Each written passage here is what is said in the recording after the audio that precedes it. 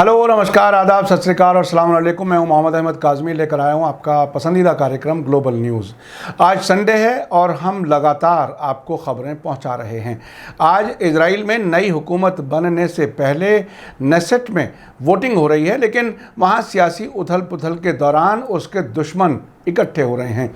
Israel में सियासी हालात साफ होने पर हम इसके बारे में आपको कल बताएंगे। आज खबर इराक से है, जहां एक वॉलंटरी फोर्स नुजबा मूवमेंट ने इजराइल से लड़ने के लिए एक ख़ास टुकड़ी तैयार की है। इसका कहना है कि वो इजरायली कब्जे वाली सीरियाई गोलान हाइट्स को कभी भी आज़ाद करा सकती है।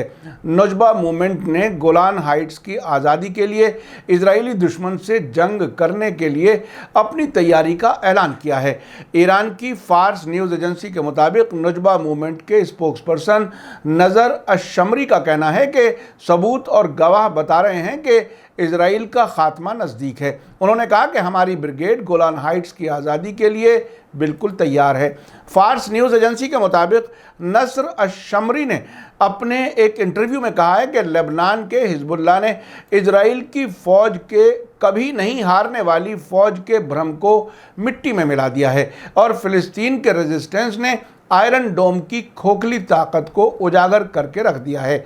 नसर अश-शमरी ने कहा है कि हमने गोलान हाइट्स की आज़ादी के नाम से 2017 में जो ब्रिगेड बनाई थी, उसका मकसद अपनी ज़मीन की आज़ादी के लिए सीरियाई भाइयों की मदद करना है और आज हम पहले के मुकाबले में अपने मकसद से बहुत नज़दीक हो गए हैं। इराक़ी वॉलंटरी फ़ोर्स के कमांडर ने इस सवाल के जवाब में कि लेबनान के हिजबुल्लाह लीडर हसन नसरुल्लाह ने बैतुल मुक़द्दस के बारे में इलाक़ाई जंग की बात कही है, कहा कि बैतुल मुक़द्दस मुसलमानों का सबसे पाक मकाम है और ईरान से लेकर इराक़, यमन, सीरिया, लेबनान और फ़िलिस्तीन बल्कि सारे मुसलमानों के लिए रेजिस्टेंस के मोर्चे का मरकज़ है। उन गद्दार हुक्मरानों के अलावा जिन्होंने इजराइल के साथ ताल्लुकात बहाल किए हुए हैं, उनका इशारा सीधा सीधा उन अरब मुल्कों की तरफ है और महमूद अब्बास की तरफ है, जो फ़िलिस्तीनी लीडर का अपने आप को नारा लगाते हैं फ़िलिस्तीनी लीडर होने का और काम करते हैं इजराइल के लिए।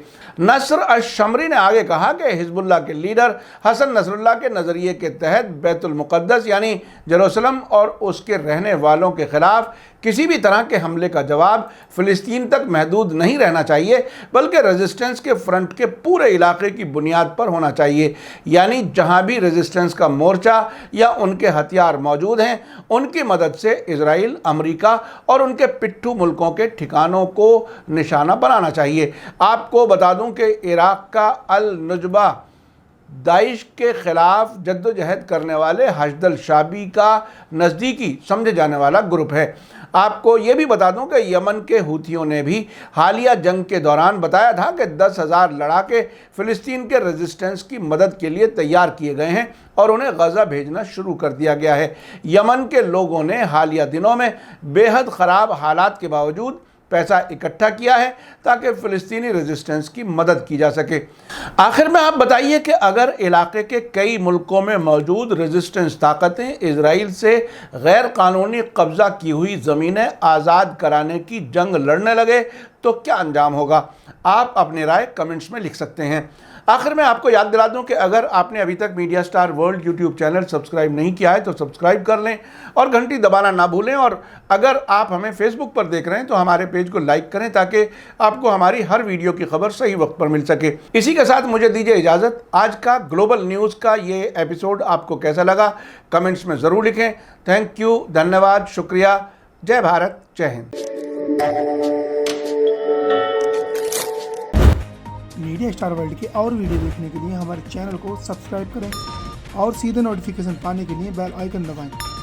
और अगर हमारी खबर सच्ची और अच्छी लगे तो अपने व्हाट्सएप, इंस्टाग्राम, फेसबुक और ट्विटर अकाउंट पर ज़रूर शेयर करें।